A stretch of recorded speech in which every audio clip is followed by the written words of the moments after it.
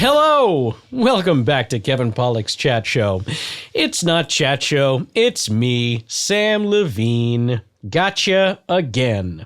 I'm very excited that you're joining us here on the Chat Show podcast today. Kevin is still on assignment, making sure that New York has plenty of Jews. And I am here in Los Angeles.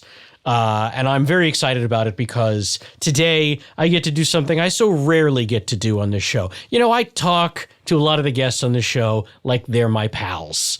And the truth of the matter is most of them can't stand me. And today's guest might not be able to stand me either, but I can safely call her a pal. Please welcome Clarke Wolfe. Oh, hello. Hello, Sam. Thank you for having me. Thank you so much. I'm a big fan of this show, as you know. I do know, and it is my pleasure to have you on. And I was doing some research on you, so I'd make sure I wanted to cover things that I thought were relevant to you. Uh-huh. And the one thing I didn't want to do was write my own introduction of how to describe your multifaceted career.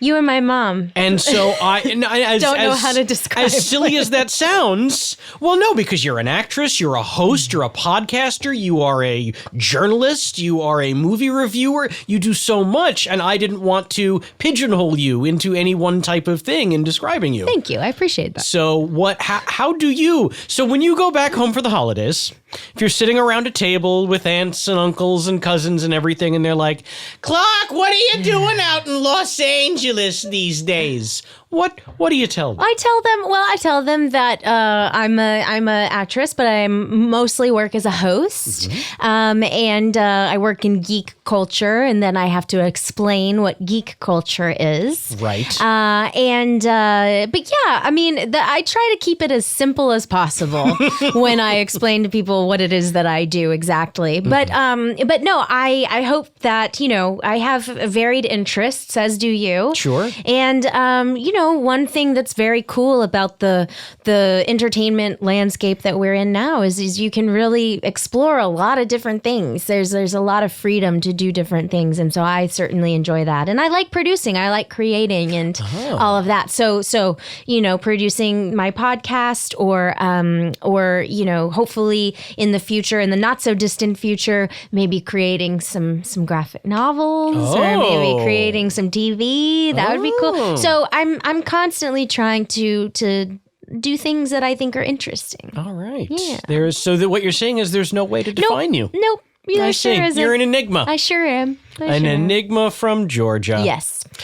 From the Hotlanta area. Indeed. And I will maintain that I'm the only person I know who calls it Hotlanta. I will agree. I will confirm that you are the only person I know that calls it. And for the record, I am doing it ironically, but you don't have to believe me.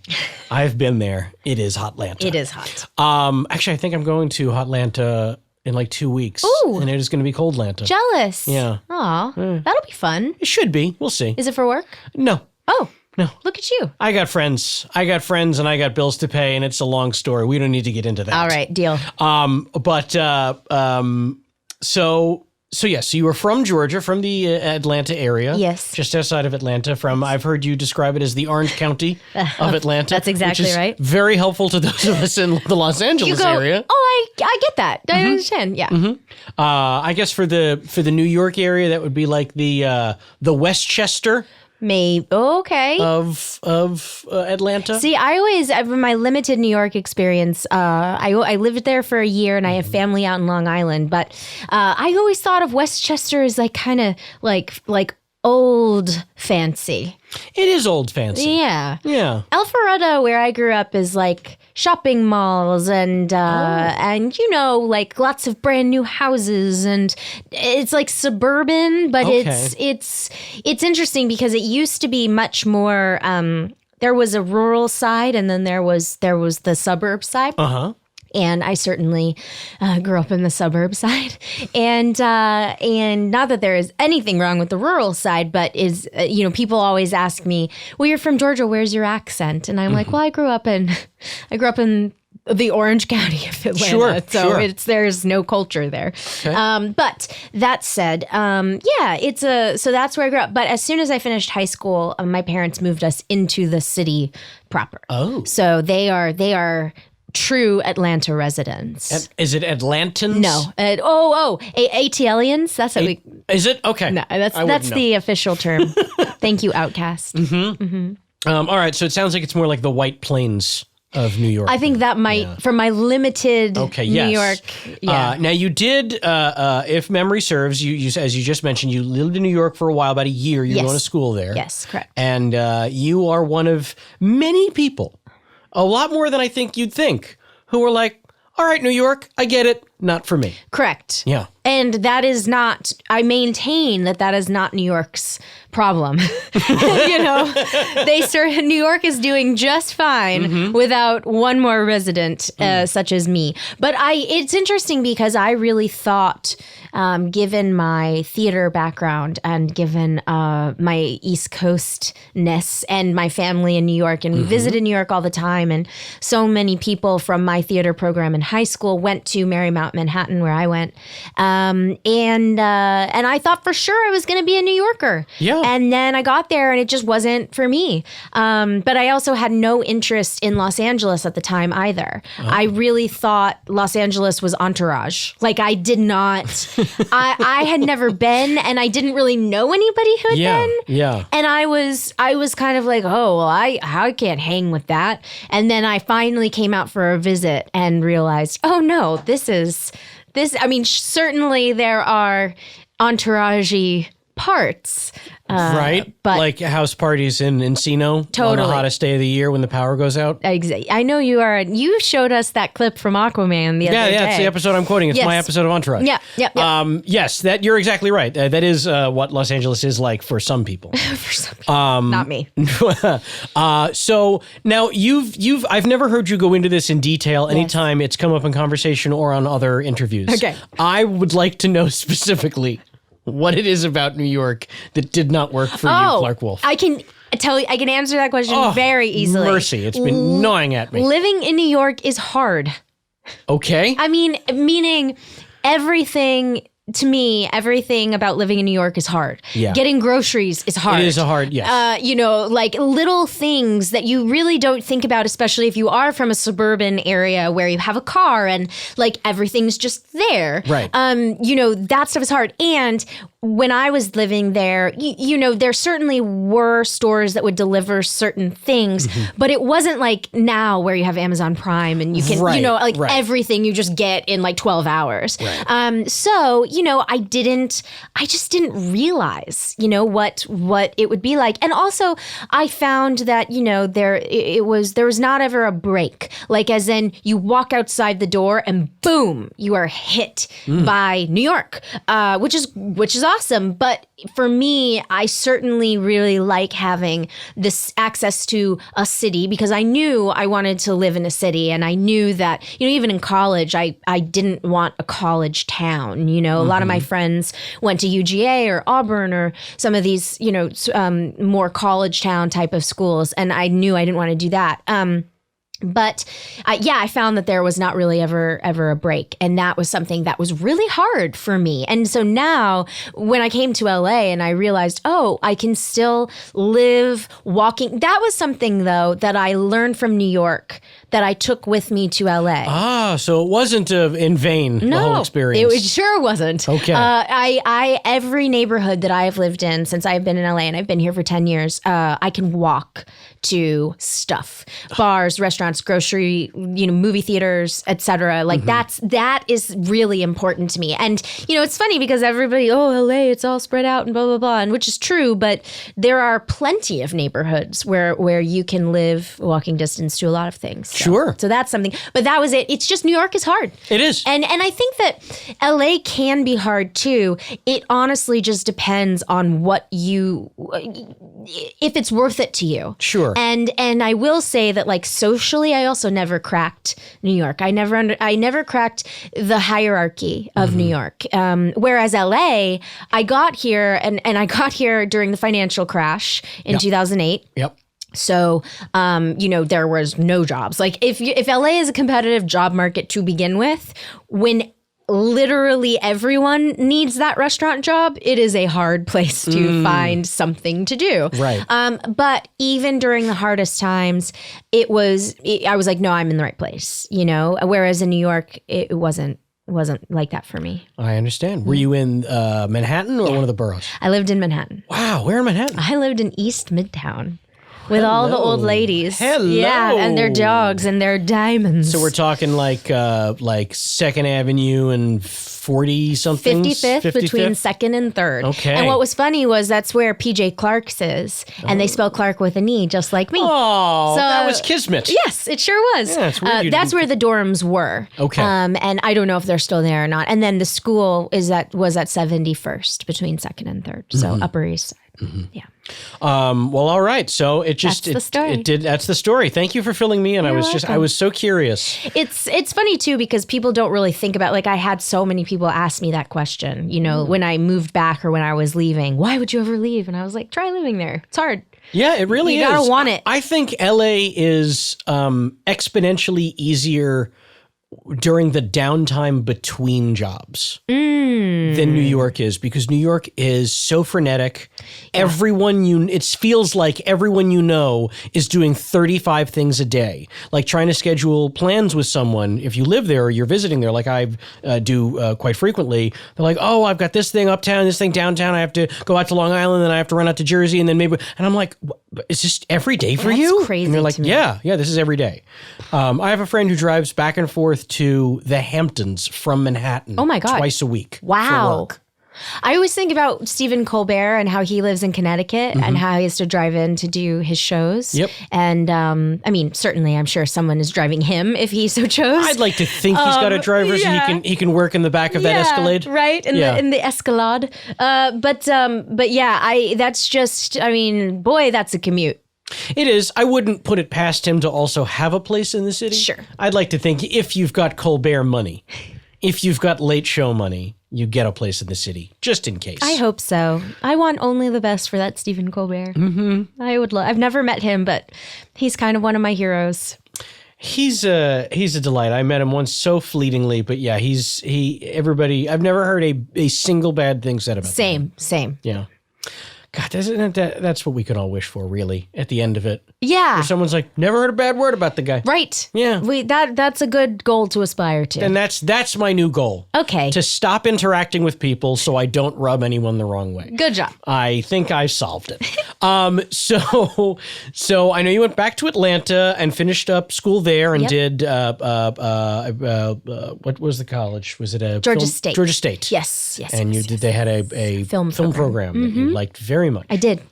I tell people all the time that I wouldn't change any of that. The only thing I would change is I would have come out to Los Angeles for like internships or summer programs or whatever. I would have started that networking thing a little sooner. But I don't trade that education for anything because we could really build our own program. And so I was able to study film and women's studies and put them all together and theory. And it was I got to build my own thing, which was awesome. That is awesome. Yeah. So now here is my next question. Great. So a lot of people who I assume will be listening to this know you from the Movie Trivia Schmoedown. Oh, yes. Or know you from any of your various movie-related hosting, interviewing, reviewing gigs.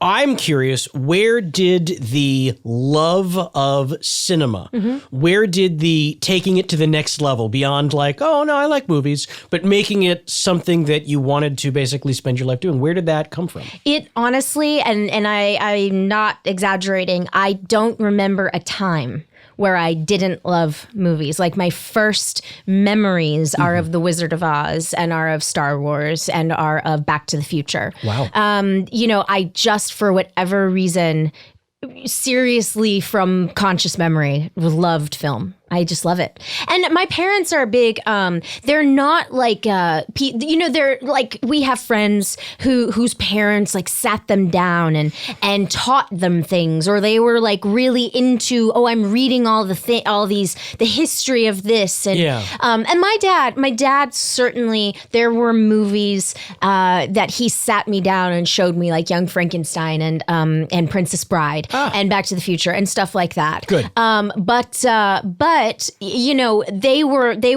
they're fans. They're not scholars, or they don't take it to the next level. You know what I mean? Right. And my mom, I remember, and I don't mean this in like a Matilda's mom kind of way. Remember, she just sat there with the TV on all the time.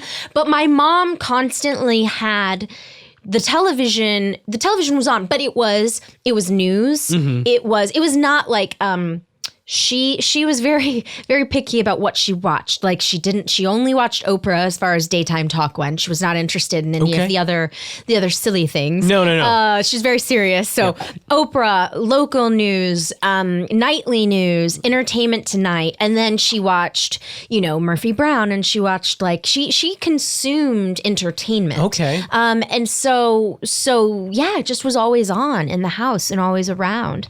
I just always remember that. That's great. Yeah. Now, do you have a specific film, or maybe one or two films, that you would say this was the movie that changed the way I thought about movies as being just a fun thing you watch, to something that you either knew you wanted to do or took you to the next level? Yes. So I would say from the beginning, The Wizard of Oz was the one where I was like, and it's funny when you look at all of my favorite movies, they truly are The Wizard of Oz in some form. Like, they are big. There is, they're dark. There are scares, but there's also laughs, and they are Hollywood. And there's, if I'm lucky, there's a song and dance number. So there's that. But then, in terms of being a fan of Hollywood and film and the magic of what entertainment can do, The Wizard of Oz was the first. Okay. Labyrinth definitely was like, as in my younger child, in my little bit older than 2 or 3 years old childhood. But in that mix was Labyrinth and Back to the Future, certainly. But then when I was in high school, because people know that I love horror movies. Yeah, I would say that is your calling card when it comes to your love of movies. I would agree. And so people know that about me. And the thing that I always say is that I was a very scared kid. So I would always I was intrigued by scary movies and scary scenes, like the Wizard of Oz, The Wicked Witch. I wanted to watch it, but I was too scared.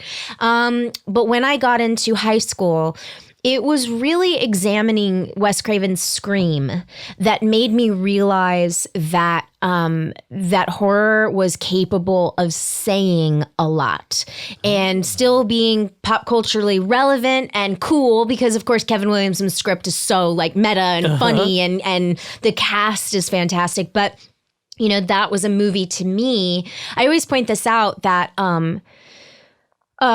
Scream predated Columbine. And when I was in school, I was in middle school when the Columbine shootings happened, and that was a big thing because I was in the suburbs and they were in the suburbs, and it was a thing that kind of really resonated. But I realized that something like, and the reason I say when I found Scream in high school, because I was not in high school when the movie came out, but I realized this is, spoilies, but this is, it's 22 years. This is two boys who are plotting to kill their friends, and two privileged boys in high school, in a white high school, who are they just do it with a knife. They don't do it with a gun. Right. And so anyway, not to bring it down, but this is what is interesting to me and fascinating to me about genre. And as a result, that was yes, I can enjoy genre films as entertainment, but that was the one that opened my eyes. And then as I dug more into Wes Craven, because he's kind of my favorite of all the horror auteurs, Sure. and he was a philosophy professor, and he's like he didn't start making movies until he was a college professor. So he's very academic in a lot of ways, and very thoughtful, I would argue. And so when I went to college and I did study film and could build my own program, which is why I say that Georgia State was like so great, is because I could study genre theory, and that is what I did. So it was a focus on political commentary and horror and sci-fi with a minor in women's studies. And so when I came to LA, how do you set yourself apart from all the other faces and all the other people? And in my interest in genre, especially as a woman, was something I think that was kind of like, oh, that's interesting about you, and so it actually has all come full circle in very much a lot of what my career is. Wow. That is a tremendous answer. Oh, it was a lot of words. I am very impressed. You really took me on a journey there, and I thank you. Audience is like, this is weird. No, we have a wonderful, smart audience. Yes. I am actually, all joking aside, the audience that has tuned into this show for as long as they have now are some of my favorite people. Yeah. I love the ones who tweet at me and Kevin after they've listened to an episode. They will tweet our guests sometimes too, letting us know how much they've enjoyed it. And one of the things I get a kick out of doing now that Kevin has given me the opportunity to guest host as much as I have is sometimes I'm lucky enough and I have super famous movie stars like Jonathan Rhys Meyers to interview. And sometimes I have people who are arguably are not as famous as Jonathan Rhys Meyers, but if I had my druthers, goddamn would be. And that's someone like you. And I love shining a light on you to them and introducing new people to you and letting you be you, because I think you're a fascinating person. Well, thank you, Clarke Sam. Wolfe. The feeling is mutual. Hey, come on. So, all right. So now you made the move from Hotlanta to Los Angeles. Yes, where it is also hot. Different kind of hot. Different kind of, it's a dry heat. It's a dry heat. You know that. Everybody knows that.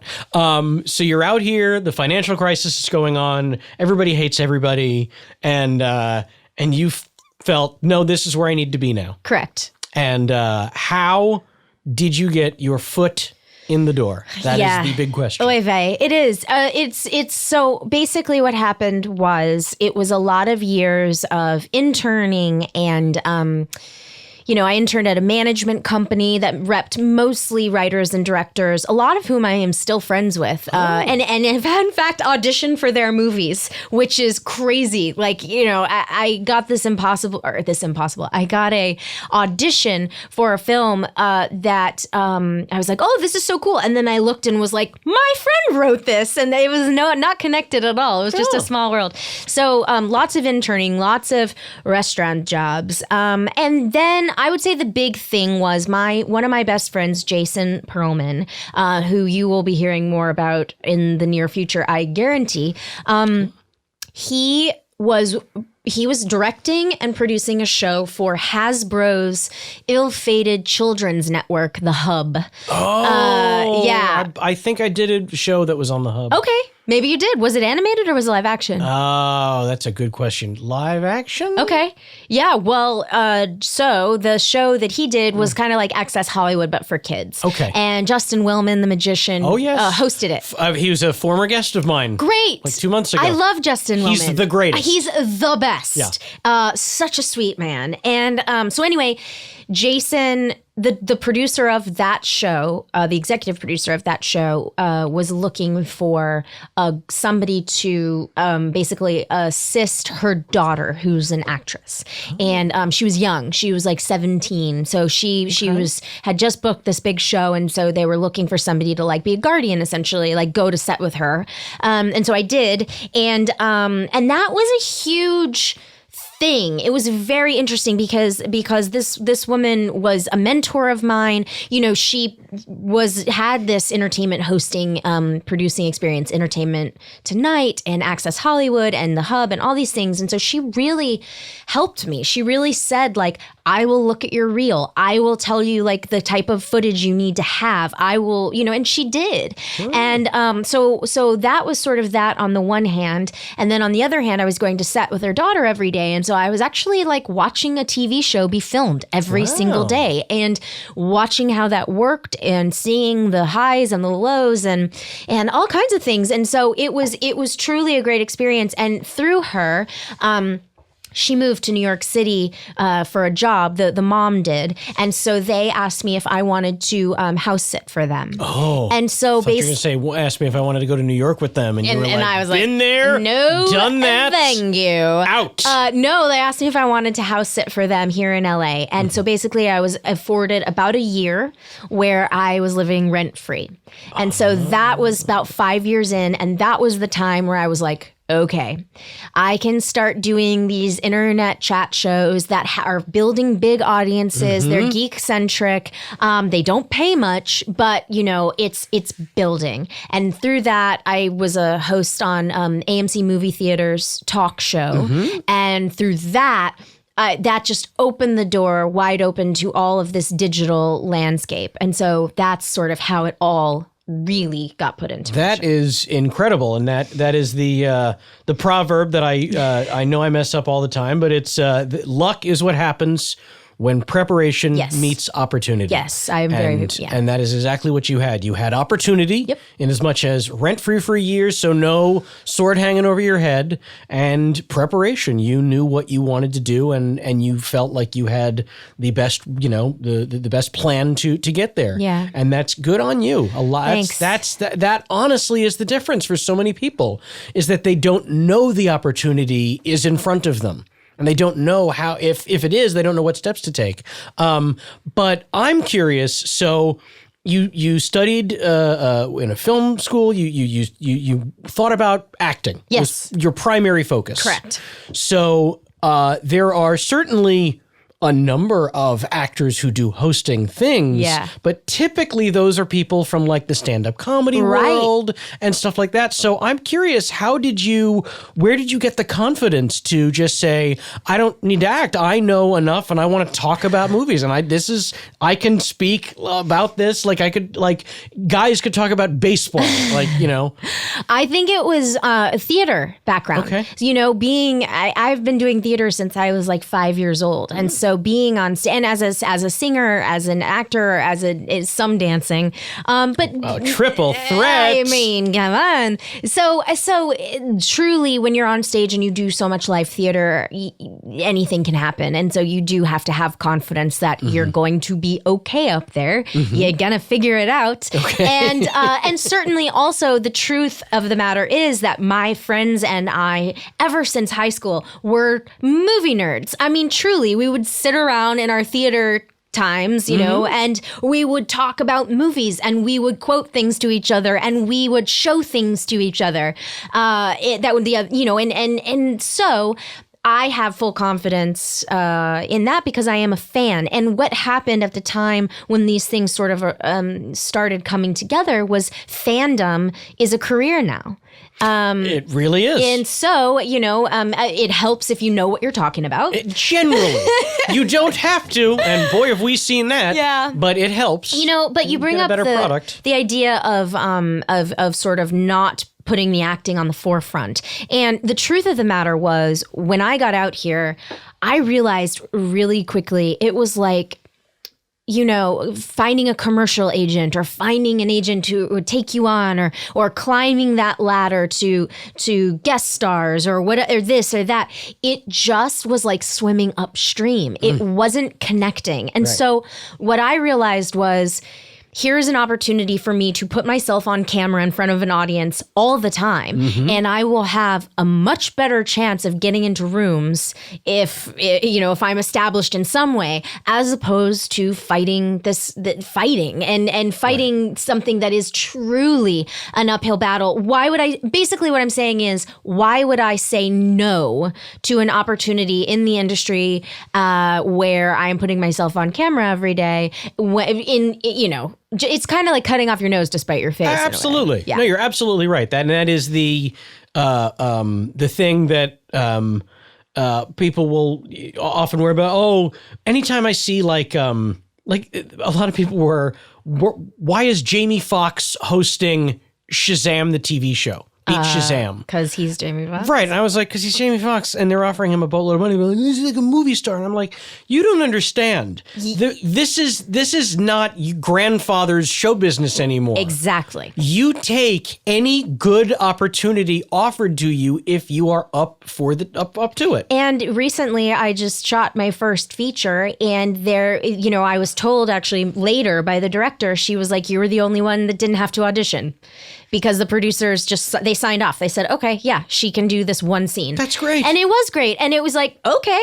And so, and also, by the way, theater has never gone away. I have been doing theater in Los Angeles. You sure have. I saw you in a show. Was that last year? It was. Oh, that was so. Slash the Musical. Slash the Musical. Tell our listeners quickly about Slash the Musical. Slash the Musical is an original horror comedy musical written by Sean Keller and directed by Chelsea Stardust. Premiered at the Hollywood Fringe Festival in 2017 to a sold-out extended run, and 100% on whatever the equivalent of Rotten Tomatoes. Yes, and tell them about it, though. What was it? So basically the idea was it was a, we're all horror fans, Sean Keller, the writer, who is an incredible musician who has lots of original work up on SoundCloud, and he actually did the theme to my podcast. And then Chelsea Stardust just completed her second feature, and she's on a roll. We're all horror fans, but we also like musicals and like to have fun. So it was essentially, it's exactly what it sounds like. It's Friday the 13th, but a musical comedy. And I can tell you, I saw it and enjoyed every minute of it. And as I may have said on this podcast last week, you heard me, I do not care for musicals. Yes, that was a huge endorsement from you and Lorraine Newman. Lorraine Newman also was like, when she's a friend, and she was like, she doesn't usually like musicals, and but she is a horror fan. Yes. But she very much, and you guys getting your seal of approval meant a lot. Oh, it was very sweet. There was enough horror and enough comedy to keep me going. Also, I think it was like 35 minutes. Yeah, it was 35 minutes. So it was, we were kind of like, if you don't like this, guess what? It's over. Yeah. But we do hope to do an extended run. Oh, good. And then possibly at some point, maybe a filmed version of it so that the masses can enjoy? That is very much on the table. Sean has written not only a full stage musical, so basically 35-minute runtime, so one act. But and I think that most of us on stage think that Slash wouldn't need to be longer than an hour. But yes, there is a feature script, and there are more songs, and we really want to make it. Okay. All right. That sounds good. And I sincerely hope that it does happen, because it feels like I was being selfish that I was one of the few who got to see it. I appreciate it. It should be shared with the world. So all right. So you're out here, you're doing AMC Movie Talk. Yep. And then you said that opened tons of doors. Absolutely. And so what was the next one? Would it be Nerdist? Probably. Nerdist, okay. Yeah, I mean, I went from AMC Movie Talk to co-hosting a podcast with Ryan Turek, who's the director of development at Blumhouse now. He was sort of the driving force behind the new Halloween movie, and but he at the time was the editor-in-chief of Shock Till You Drop, and going by Ryan Rotten at the time. Okay. But he was hosting a podcast for Geek Nation called The Bloodcast, and invited me to be his co-host because I came on a couple times and had a nice chemistry. But while we were doing that, I started writing for Nerdist. I started covering live events for them, started doing some correspondent work for them, and still do some stuff for them on and off. But yeah, that was the big thing that sort of moved things to the next level, I would say, was my relationship with Nerdist and as a correspondent. Yeah. That's great. And so what kind of things were you covering for the Nerdist? Well, I mean, certainly horror type things, but mostly just general entertainment. And what was cool was there was a lot of writing involved. So that's sort of how I got my foot in that door, was if anybody is listening and they're, this is of any interest, that's specifically who I hope we're doing this podcast for, I swear to you, is our younger fans. Yeah. And I know we have many, and they're always asking, how do I get my foot in the door? Where do I start? And I think you are such a great example Thank you. Please. So yeah. Well, basically, what happened was Nerdist was looking to increase their freelance writing staff. Okay. And so I sent them some scripts. They were looking for submissions, and so I basically said like, hey, this is who I am. These are some of my credits.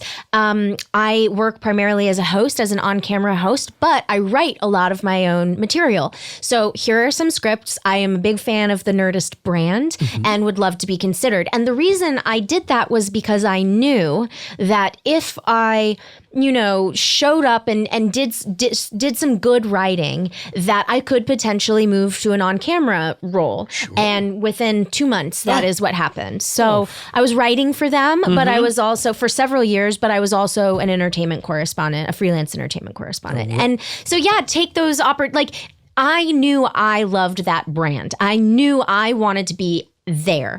And so in saying I want to get my foot in that door, even if it's not exactly what I want right now, I can turn this into something else. And that is what happened. Absolutely. And that's tremendous. And so there you go. Find your favorite website, folks.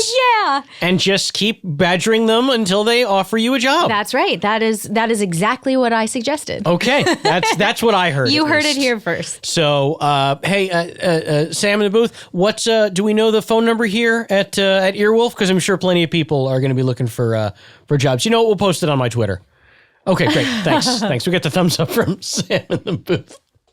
All right. So I know you've also done a lot of work for, I don't know if it's work, stuff for Screen Junkies over the years. And Collider over the years. And that is where you and I came to know each other, was over at Collider during the Movie Trivia Schmodown. Indeed. And I know fans listening to this would be horrified if we didn't at least briefly talk about your run on the Movie Trivia Schmodown. Well, what about your run on the movie?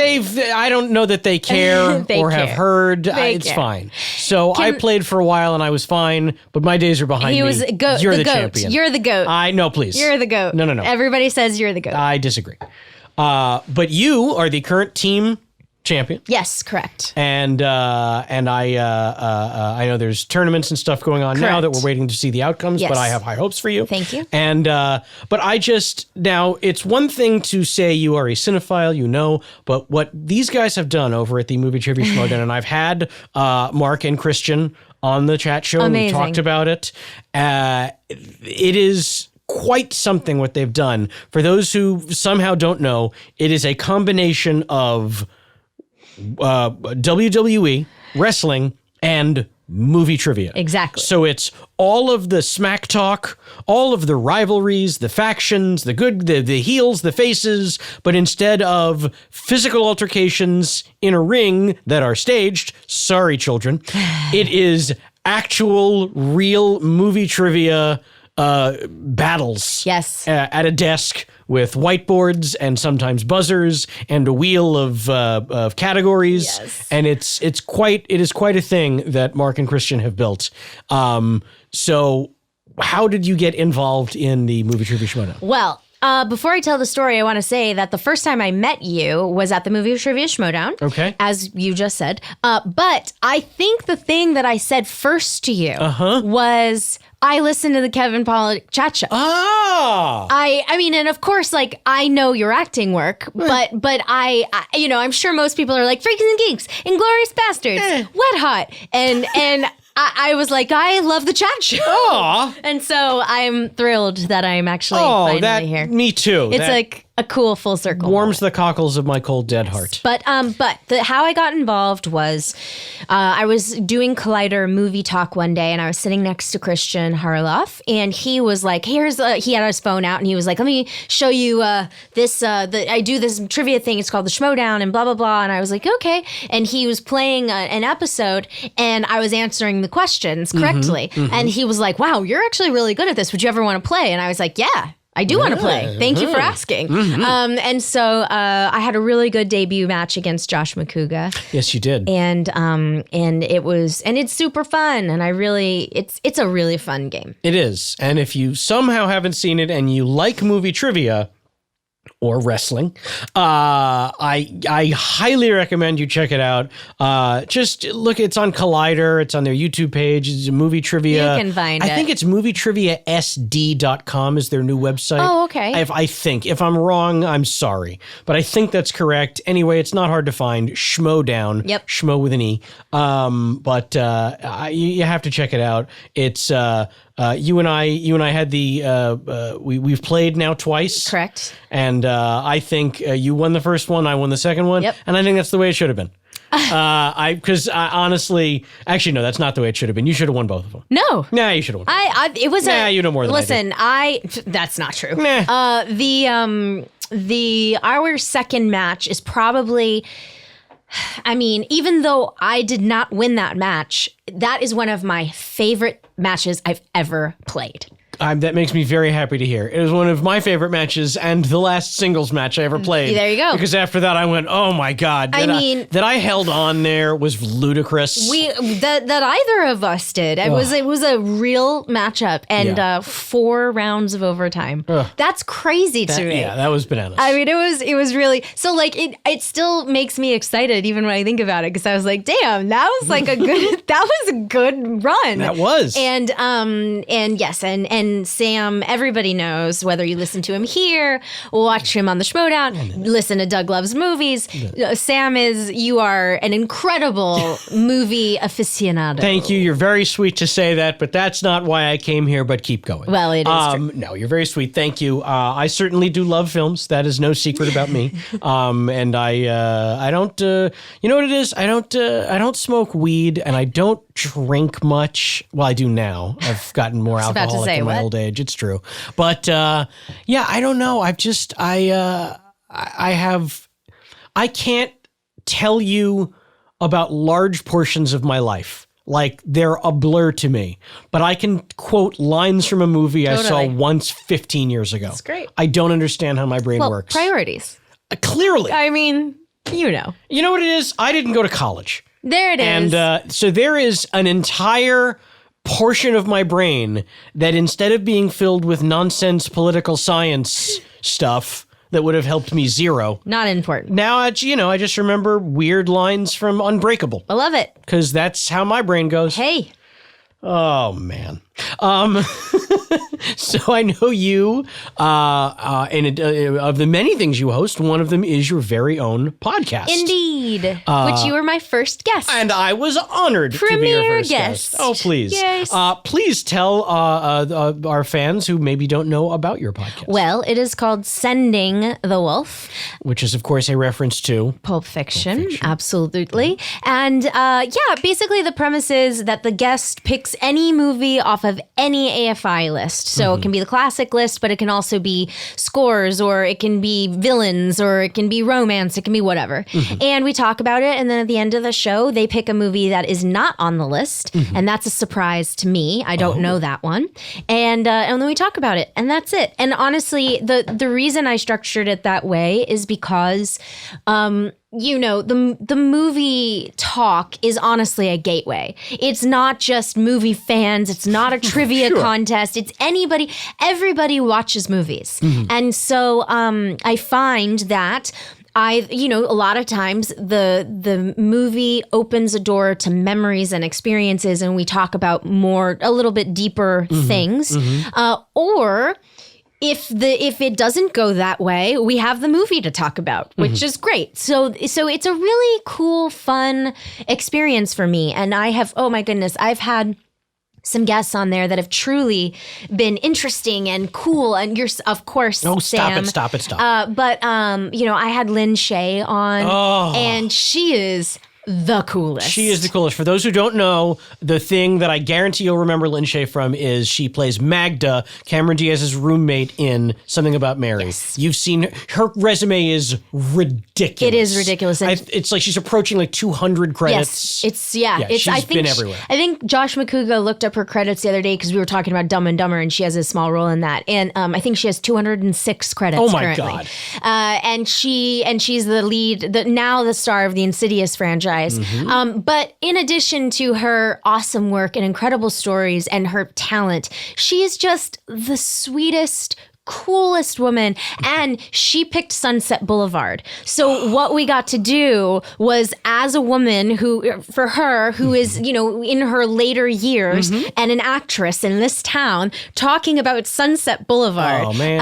And we also talked about There's Something About Mary, and we talked about, all the things in between. And her brother is Bob Shaye, who started New Line Cinema. And so it's just stories for days. Anyway, it's many guests. So it's friends and people I admire like yourself, but it's also people who are like references almost, or have been referred to me by other people. And so I get to sit down with them and have different kinds of conversations. And so it's very cool. Season 2 just came back. So there are new episodes every Tuesday. It's free on iTunes or Stitcher or any of your favorite, podcasting listening situations. So yeah. That's fantastic. It's great. What would you say, and I hate to make you pick favorites, you don't have to pick one, and how many episodes have you done so far? 30, is it 32? That's still a lot. I think it's 30, I think it's 32, but by the time this comes out, there will be more. And also I have a lot banked. I've been recording, yes. So what would you say is your favorite, I don't know, not necessarily guess, but favorite film that you got to talk about? Ooh, that is such a fun question. Well, The Wizard of Oz, Brea Grant, the great actress. She's a wonderful indie actress and director. And she was in Heroes. Yes. And for those of you who may remember her, she was the Fast Runner girl. That small indie project, Heroes. That tiny thing. Yeah. But Brea and I are basically like cut from the same cloth. And we really, I will say, sometimes I'm tempted to... Most of the movies that get picked, even by the women that I have on my show, they lean more masculine themes or topics, and I think most of my audience is mostly young men. So I really liked my episode with Brea, not only because we were talking about The Wizard of Oz, which is so important to me, but because it was kind of like a sleepover, and then it was really, really, really fun. And then it ended up we talked about Labyrinth, which is kind of like my second favorite, one of my. It's like a toss-up. Sure. So that was cool. So it was fun to dive into The Wizard of Oz, but Alicia Malone picked The Best Years of Our Lives, which is a underseen, movie, classic film that I truly ended up loving. And that as a companion to Rachel Cushing's episode, who I play with on the Schmodown, she's my partner, she picked Saving Private Ryan. And so having those two almost back to back, but in the same kind of realm, was really, really cool because they're such great compliments to each other. And I learned a lot too when it came to like World War II and cinema and I think Rachel is a big history buff. Yes, she is, if memory serves. Oh, and the other one, actually, see, this is where it's hard, but Thelma and Louise I did with Jillian K. Jacobs, and Jillian is a screenwriter. She wrote Truth or Dare for Blumhouse, and she is co-writing the Fantasy Island movie. So excuse me very much. But we talked about Thelma and Louise, and that was a very honest, raw, powerful conversation and exploration of that movie. And it's one of my, it was a very cool opportunity. That's fantastic. I'm definitely going to listen to that one. I really, really like that one. Yeah. Good. All right. Well, there's that. So if you're, as soon as you finish listening to this and everything else in the Earwolf Library, exactly, of course, then you head over to listen to Sending the Wolf. Now, you and I have for... God, has it been like 3 months now? Yeah. Wow, time is flying. You and I have been doing something on the interwebs. Yes. In the cyber universe that I don't know if I've really talked about much on this show. And I guess maybe it's because we do the show differently now. If I were still sitting here with Kevin every week when we were on camera, it would probably have come up by now. But for those who don't know, who are huge nerds like we are, DC, as in DC Comics, they launched a new streaming platform called DC Universe. Yes. And it's got, its flagship show is, of course, the new Titans.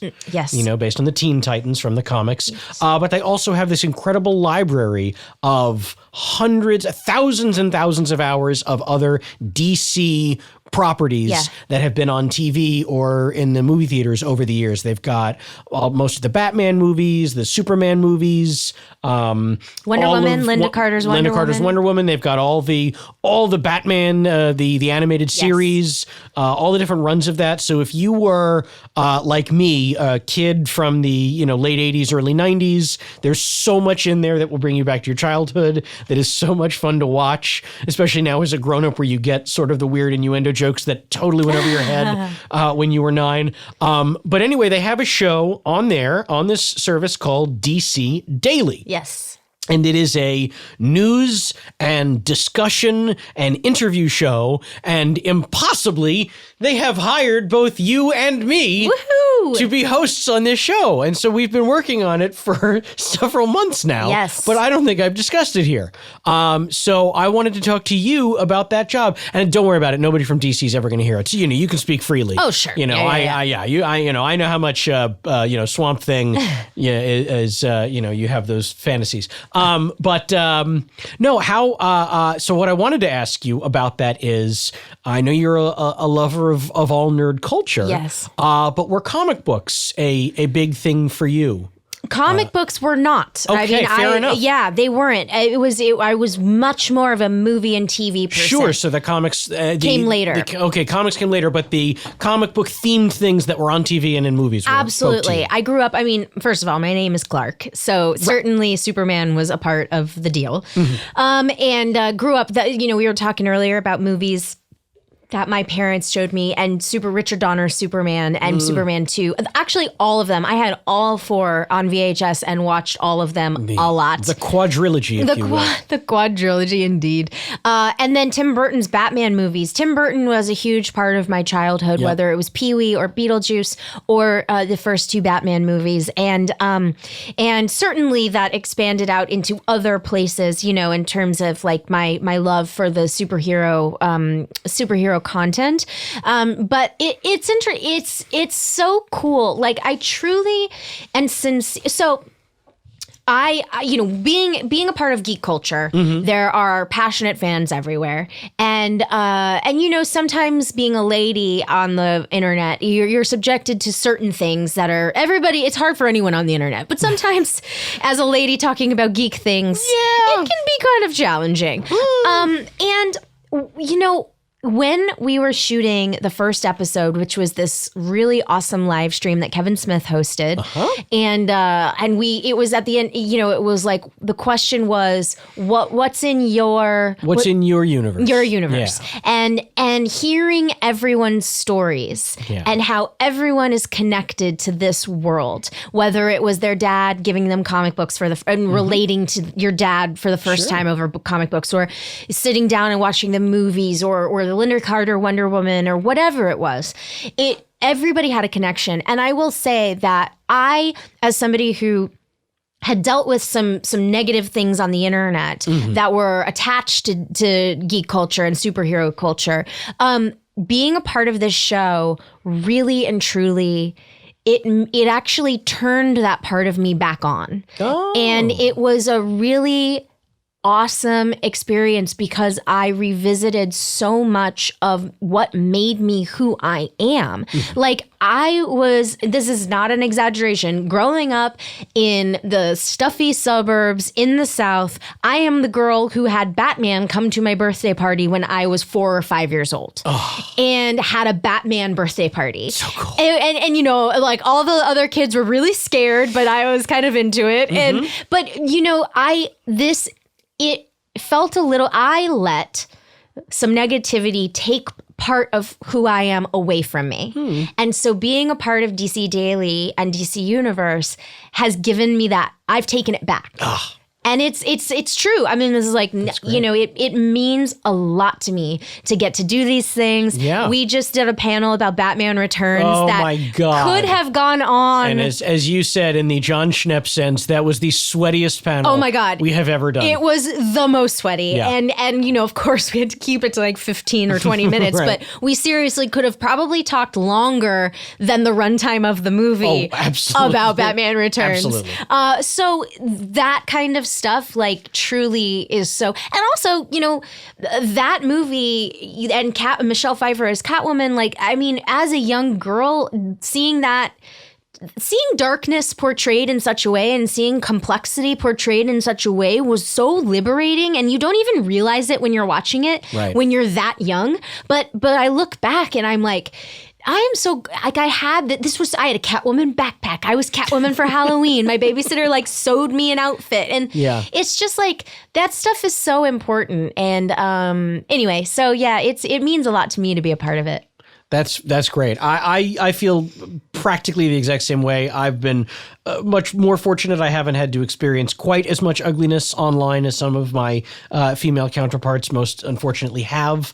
But yeah, I mean, for me, it started the same way. It was with the movies. Mm-hmm. And then when I was a kid, though, the comic books were a big thing for me, mostly Batman, though. Mm-hmm. So it's been kind of fun in my mid to late 30s now, getting to read, reread some comics that I maybe haven't read for 25 years, or read new ones that are 30 years old that I just missed the first time, and getting to talk about them with this wonderful gang of other smart comic book geeks who love the superhero culture and how it, relates to us, and how these stories connect us all.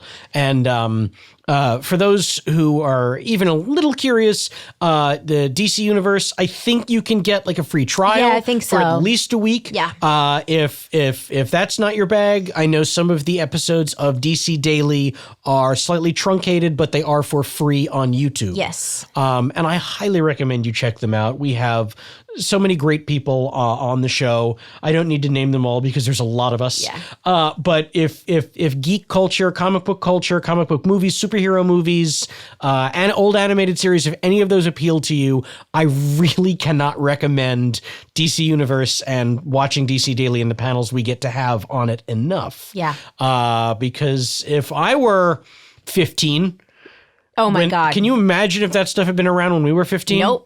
What a different world we would have had. I would have been all about that. Yeah, because when we were 15, like, I remember when I was reading Batman when I was 15 years old, the only people I could discuss it with were my brother and maybe one other kid at school. Yeah. That's it. That was the extent of who I could talk about it with. I mean, the kids at my birthday party certainly weren't watching Batman at 5 years old. Tim Burton's Batman at 5 years old, watching the Joker get his face melted off. Oh, well. I mean, but different strokes for different kids. But yeah, no, same. I mean, and that's something that I think a lot of us nerds and geeks have in our past is sort of, if you're lucky, you find your tribe and you find your group. But there are certainly, like, I did growing up in the South and in the suburbs, like, there were not little girls who were like, oh, have you seen The Breakfast Club? Like, it wasn't a thing. Yeah. And so, if I had access to DC Universe when I was a kid, it would have been awesome. Would have been a game changer. Would have really liked that. So let's talk about what people can have access to. Where can they follow you on the socials? You can follow me on Instagram and Twitter at Clarke Wolfe, Clarke with an E, Wolf with an E. And Sending the Wolf is back. So you can find that on all of your favorite podcast apps. And it's Sending, SENDING. The wolf, because sometimes people think you're saying sending. Oh, send in. Send in the wolf, and but the quote is, I've looked it up, and it's actually sending. So, anyway, calm down. I'm sending the wolf. Yeah, exactly. You send. Yeah, I could do it, but I won't. Yeah, we don't have to. Yeah, we don't have to because there's colorful language in there. Indeed, we have children listening. I'm sure. Correct. And then if keep your eye out for Satanic Panic. Yes. Yes. Thank you so much for bringing that up. Please tell me about Satanic Panic. Yes. So Satanic Panic, directed by Chelsea Stardust, who also directed Slash the Musical. Mm-hmm.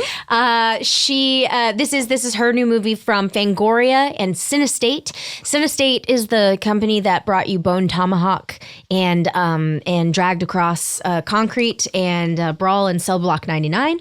And this is I just am so excited for this movie. Not because I am in it. I have like one scene. Whitney Moore is also in it. Yep. But from DC Daily. From DC Daily and many other things, and Birdemic. But it's just, so it's the type of thing where I was reading the script and then I got to the very end, like with maybe 15, 20 pages left. And I was kind of like, I was skimming because I didn't want it to be spoiled for me when I actually saw the movie. Yeah. That's how much I was enjoying it. And the movie is, I mean, it's crazy. And it's all practical effects, and it's a horror comedy, and it is dark and it is weird, but it is fun. And Haley is the lead. She's a new find, and oh my God, she's so great. She's such a sweet girl, and she's so talented. Rebecca Romaine, Jerry O'Connell, they're in the movie. Oh, that's great. Yeah. So I mean, they're no me and Whitney. They're not me. Hey, they're no Clarke Wolfe, but there can only be one. So Satanic Panic. Keep an eye out. I want to say spring. Okay. I think. Well, here's what I can guarantee. If you're really curious, follow Clarke on the socials. Absolutely. Because I promise you're not going to be shy about letting people know where and when they can see Not at all. Satanic Panic. Clarke, thank you so much Sam. for making the time to come be on the Kevin Pollak Chat Show with me today. I had such a great time. Me too. Thank you for picking me up and driving me here. Yeah, it's a true story. Clarke's very eco-conscious. I offered her a carpool. Which was great. Yeah. We got to take the HOV lane, but also we got to hang out for an extra 15 minutes. We gabbed like friends. See, I wasn't kidding. We're actually friends. It's true. We are, mostly. This is mostly. It's true. Mostly. Fair enough. All right. Well, thank you. I just have a few people to thank before we can both get out of here and go hit that Arby's across the street. They have the meats. They do indeed. So I want to thank Chat Show himself, Mr. Kevin Elliott Pollak. Woo. Head writer Jamie Foxx, producers Corey Levin, Jason McIntyre, Sam Kiefer in the booth. Woo. Looking good. Hey. Sorry, I don't know our phone number. I've only worked here 6 years. Oh, weird. Who else? The Earwolf Overlords. They're wonderful. We have, to my knowledge, I didn't read any copy today. I don't know if we have any sponsors, but I'm going to say this episode is sponsored by the makers of Claritin, because I was having an allergy attack earlier today, and without that sweet, sweet Claritin, I don't know that I would have been able to be as non-nasally as I am, and I'm still pretty nasally. I really apologize for that. Well, anyway, if you've somehow listened to this, until next time, you may now fuck off.